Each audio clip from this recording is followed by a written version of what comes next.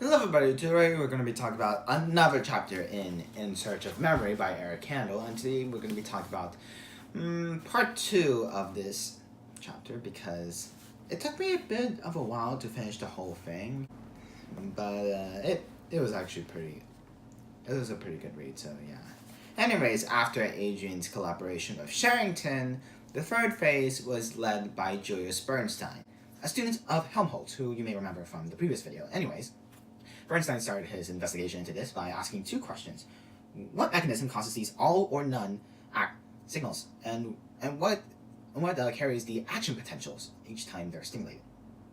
And well, to do this, he had to dig a little bit deeper into cells themselves. So, for example, he had to think about basic cellular knowledge that everything, including the axon of the nerve cell, are surrounded by a cellular membrane, which is general for all cells, and not to mention, they're all bathed in extracellular fluid.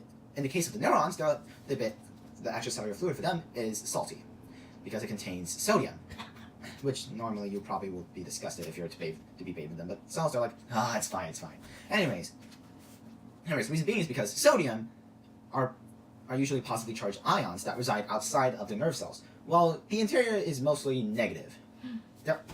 Therefore, it allows them to make electric discharges to communicate with each other via electricity. But for the action potentials, what he tried to figure out how that worked, it's simple. He used a microscope and a battery operated stimulator for each nerve, and each time he stimulated for 1/1000th of a second, the cell membrane will open up, letting the ions pass through, and then after that it closes back up.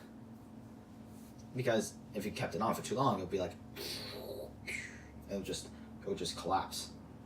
So it can't hold it for that long.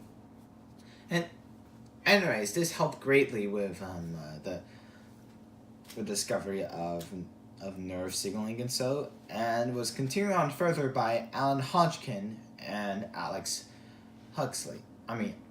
Andrew Huxley, who is the half brother of Aldous Huxley, who you may know as the author of Brave New World.